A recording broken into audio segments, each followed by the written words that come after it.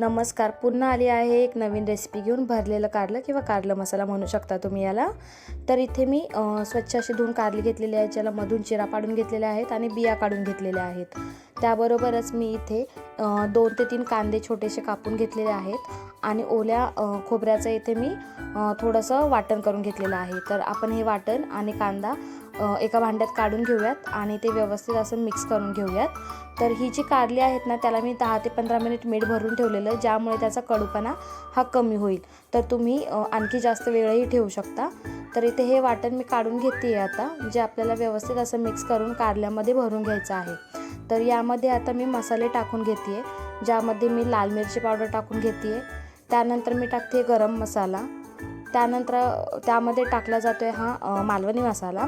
त्यानंतर आपण थोडीशी हळद आणि चवीनुसार मीठही टाकून घेणार आहोत. हे व्यवस्थित असं आपल्याला एकजीव करून कारल्यामध्ये भरून घ्यायचं आहे.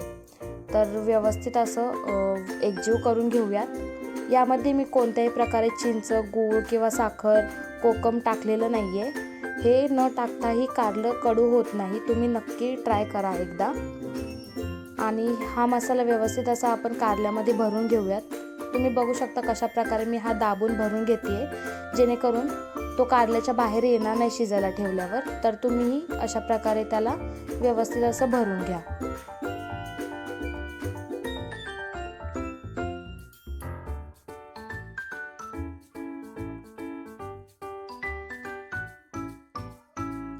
आता सगळ्या कारल्यांमध्ये आपला मसाला हा भरून झालेला आहे.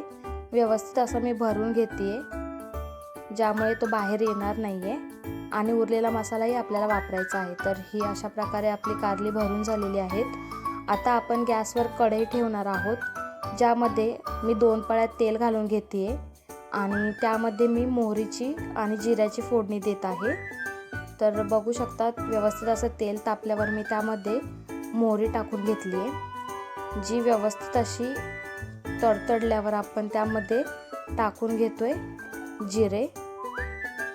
आणि त्यानंतर थोडासा हिंग टाकायला मात्र विसरू नका.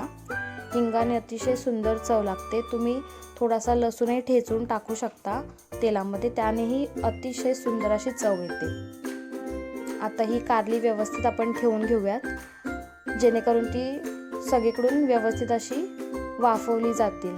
तर तुम्ही बघू शकता मी कशा प्रकारे ही कारली ठेवून घेतली आहेत.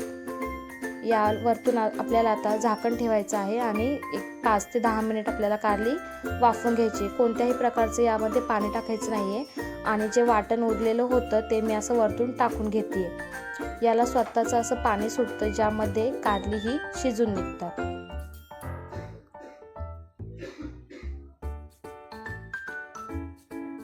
आता इथे मी झाकण ठेवून घेतले आणि त्यामध्ये थोडंसं पाणी टाकून घेते आहे.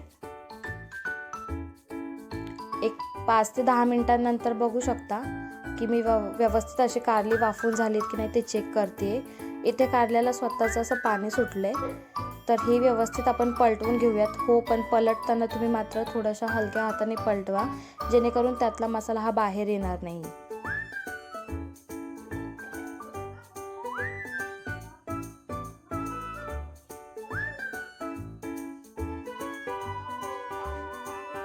कारली अशी व्यवस्थित आपण पलटवून घेतली आहेत. आता यामध्ये पुन्हा एकदा आपण एक 5 ते 10 मिनिटासाठी झाकण ठेवणार आहोत वाफवण्यासाठी. तर 5 ते 10 मिनिटांनंतर मी पुन्हा एकदा बघितले तर आपली कारली ही चांगली अशी व्यवस्थित शिजली आहेत. तर तुम्ही बघू शकता त्यातला मसाला हा काही जास्त बाहेर आलेला नाही आहे. आणि याला जे पाणी सुटले तर ते तुम्ही थोडंसं आटवून थोडीशी सुकी भाजी करू शकता, किंवा जर कोणाला अशीच भाजी हवी असेल तर ते असंही सर्व करून घेऊ शकता. व्यवस्थित अशी आपली कारली तयार झालेली आहेत. यामध्ये कोणत्याही प्रकारचं ॲडिशनल गूळ, साखर टाकलेली नाही आहे. हे असंच कांदा आणि खोबऱ्यामुळे ह्याचा कडूपणा कमी होतो आणि कारलं चवीला अतिशय उत्तम लागतं. वरतून मी थोडीशी कोथिंबीर आता टाकून घेतली आहे. आता हे आपण व्यवस्थित असं एका प्लेटमध्ये काढून घेऊयात. तर बघू शकता आपला हा कारलं मसाला तयार झालेला आहे, किंवा तुम्ही याला भरलेलं कारलंही बोलू शकता.